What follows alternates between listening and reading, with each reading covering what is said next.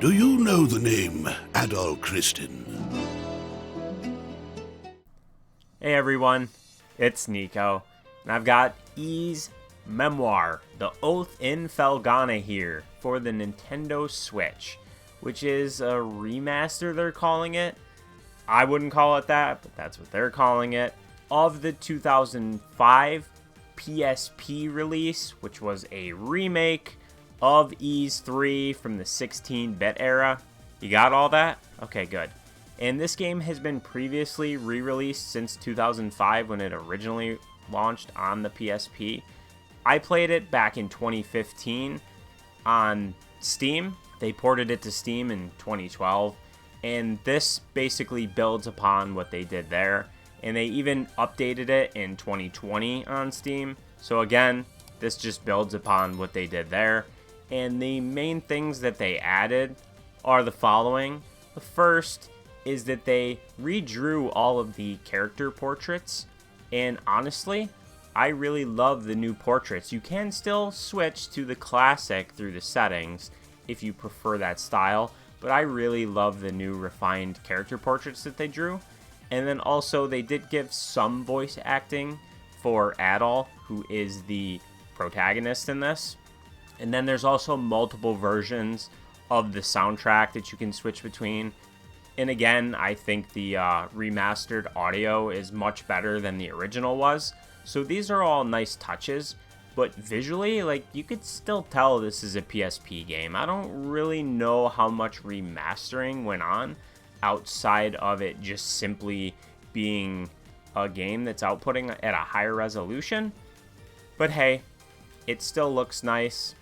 It plays the same, so we'll get into some of that. But I do think that ultimately this is probably the definitive version. You could play this on PlayStation consoles as well, but this is definitely, for me, the definitive way to play Oath of Felghana, but it's still got the same issues from a gameplay perspective. So let's kind of get into all that. So if you've never played the Ys games before, you know, Adol is the red-haired protagonist that you play as in... I haven't played them all, but I think almost all of them. And you have different equipment you'll acquire throughout this. There's 3 different magic spells you can cast in this, which can each be upgraded individually by finding certain gemstones. There's only one town, and there's a shop there that you could spend your gold you earn on. You'll also level up by eliminating enemies and bosses and acquiring XP. This is just an automatic level up system. There's no skill trees or anything like that. Each time you level up, you'll just boost your stats essentially. And fundamentally, that's pretty much how Adol handles. In terms of the way the game plays, you will learn your objectives by engaging in dialogue with NPCs in the town. So if you're the type to skip the text and just kind of want to play for the gameplay, you're probably going to be lost. And the world in this isn't gigantic. You could eventually stumble into the area that you belong in, but you need to engage in the dialogue and really pay attention because it doesn't give you any sort of like quest markers or anything like that. And the same goes for the side quests. It doesn't really track any of this stuff really well. There is some tracking of what you learn. There's like a dialogue diary in the menus and things like that, but this very much still plays old school because it was a 16-bit game that they remade for the PSP in 2005, and this plays exactly the same as it did in 2005. I think that might be my biggest complaint, because the worst part of the game when I played it 10 years ago on Steam was that the difficulty spikes get to be ridiculous. Now, granted, if you want a more casual experience, there are 5 total difficulty levels. I played on normal, which is smack dab in the middle, but there are 2 easier difficulties and 2 harder ones for you masochists out there. And on normal difficulty, you know, a game really shouldn't require me to have to go back and acquire optional upgrades or grind for a little bit in order to gain some new levels in order to defeat a boss. And that is genuinely the bulk of where the difficulty spikes come from, are the bosses. You'll be making it through the game just fine, and then you'll get to a boss, and then the bosses will just be insanely difficult. So if you're not good at games like this, definitely go for one of the easier difficulty settings, because even on normal, this game is still pretty challenging. And I always play through on normal. Sure, I could have played through on easy, but that's not fun to me. I do want a challenge, and I always expect some level of challenge on normal, but it's a little bit too high here, and they should have tuned that down a little. Like, the difficulty spikes are pretty ridiculous for a normal difficulty setting. That's pretty much the gist of what you can expect here. This is like a 10 to 12 hour game. I had played through it before, so maybe about 12 hours or so. I think I took like 10 and a half, and I did most of the side quests, I believe. I almost had all the items in the game, so I think I did almost everything there is to do in terms of optional content. And then you'll unlock harder difficulties if you want to play through it again.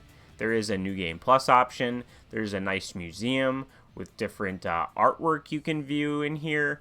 So they did do a lot of nice touches in terms of the settings and upgrading the music and the portraits and the added voice acting for Adol and all that sort of stuff.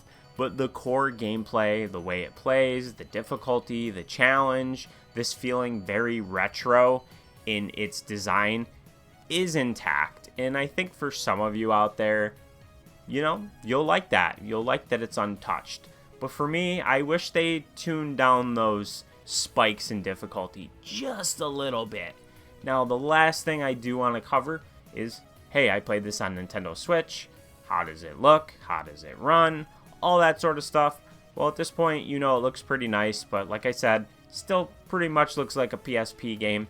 In terms of how it runs fantastic. I mean, it's a PSP game from 2005. It should, right? There was no frame rate dips or stuttering or anything like that, so I know a lot of you will be pleased to hear that. I'm sure some of you were thinking, should I get this on PlayStation? How's it run on Switch? It runs great, and also it loads insanely fast. And again, it's a PSP game. It should, but thankfully I can report that it does. I know I didn't mention the story, and honestly that's because I don't have a whole lot to say about it without going into spoilers, but in terms of how I felt about it, I do genuinely really enjoy the story. There's a lot of friendship that you'll learn about and camaraderie from the characters that are pivotal to the story, and that comes together nicely once you get to the ending. So if you're looking for a fun and interesting story, you'll find that here. The game at MSRP, at least digitally, is $29.99, and I can easily recommend it at that price point. But if you've played this game before and you're wondering, like, is there enough here to warrant me getting it again? I don't know. It's up to you on if you enjoy the added content and the new features enough to purchase it again. Maybe wait for a sale. And if you've never played this game before, is it worth you picking up? I would say yes, as long as you're okay with the difficulty spikes or playing at a lower difficulty setting. So that wraps up what I have to say about Ys Memoire, The Oath in Felghana. This was for Nintendo Switch, also available on PlayStation consoles. I hope you enjoyed this video. If you did, make sure to give it a like. Comment below if you have any questions, and let me know if you're picking this up for yourself, or hey, did you grab the physical? Let me know. But until next time, have a good one.